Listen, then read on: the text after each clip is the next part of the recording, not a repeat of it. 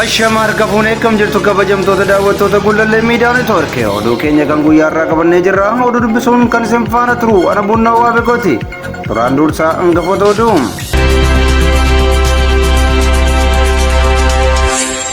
Weerarri gareen fiinxaleessaa Amaaraa godina Horroo Guduruu Wallaggaatti raawwate deeggarsa qaama mootummaatiin jedhame. Waraanni bilisummaa Oromoo guyyoota lamaan darban keessatti haleellaa humnoota mootummaa irratti fudhateen injifannoo gonfachuu ibse. Kunneen hangafoota oduu turanii amma oduu bal'inaan. Weerarri gareen fiinxaleessaa Amaaraa godina Horroo Guduruu Wallaggaatti raawwate deeggarsa qaama mootummaatiin jedhame. Guyyaa kaleessaa gareen fiinxaleessaa Amaaraa faannoo ofiin jedhu daangaa Oromiyaa cabsuun weerara raawwateen lubbuu namaa fi qabeenyaa irratti miidhaa geessisee jira. Gareen kun yeroo garagaraatti godinaalee daangaa Amaaraa jiran seenuun lubbuu lammiilee baasaa tureera. Haaluma kanaan guyyaa kaleessaa bakka humni ittisa biyyaa jiranitti daangaa Oromiyaa cabsuun gandoota baadiyyaa Oromiyaa seenee lubbuu namoota balleesseera.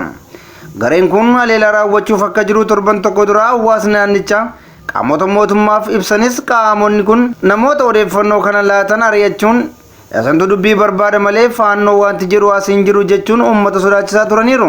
Haaluma kanaan guyyaa kaleessaa weerara banuu isaanii dura qaamoleen mootummaa fi miseensonni raayyaa ittisa biyyaa osoo ilaalanii daangaa Oromiyaa cabsuun seenanii lubbuu namoota hedduu baasaniiru. Miseensonni raayyaa ittisa biyyaa achi jiran ajajoonni raayyichaa irra caalaa lammiilee Amaaraa fi warra jibba Oromummaan guutaman waan ta'aniif gareen kun haleellaa akka hin raawwanne dhorkuuf fedha hin qaban jedhame. Gama biraan gareen Oromoof qabsaa'u kun haleellaa kana qolachuuf yoo bobba'e garuu raayyaan ittisa biyyaa hanga dhukaasa banuutti dura dhaabbachuun garee faannoof loogaa jira jechuun maddi keenya nuuf himeera. Namoonni Horroo Guduruu Wallaggaa aanaa Abbee Dongoroo irraa balaa gareen kun isaan irraan ga'een miidhamuun kaan immoo baqachuun bosonatti galaniiru.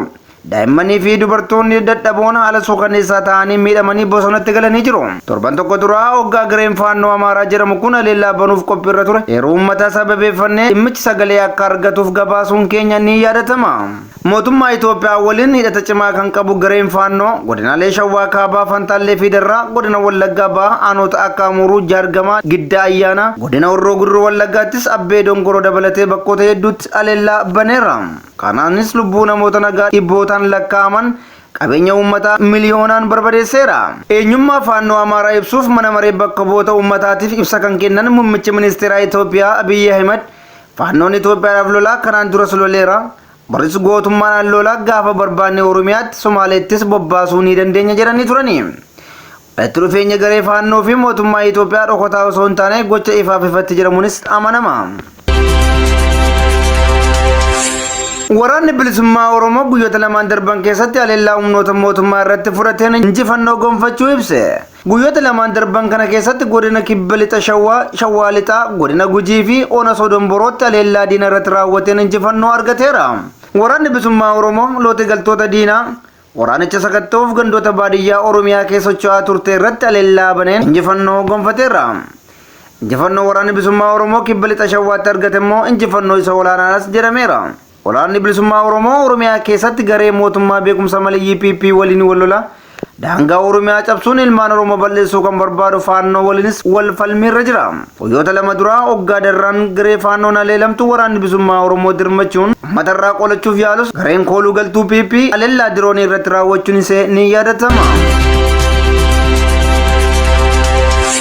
Deeggarsa namoomaa uummata dhibee fi beelaan miidhameef dhufe kaabinee fi kaadireen bilxiginnaa dantaa ofii dhuunfachaa jiraachuun himame.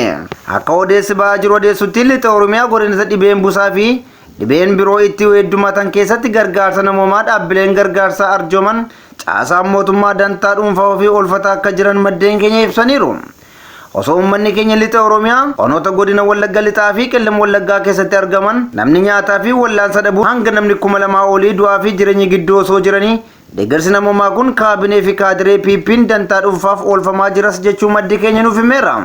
Akkaataa kanaan deeggarsi keemikaala biifaa dawwaa liqimsan kan dhaabbata miti mootummaa UN OCHA fi ICRC dhaan dhufe kaabinoota aanaa fi magaalaatiin qoodamaa jiraachuu himameera.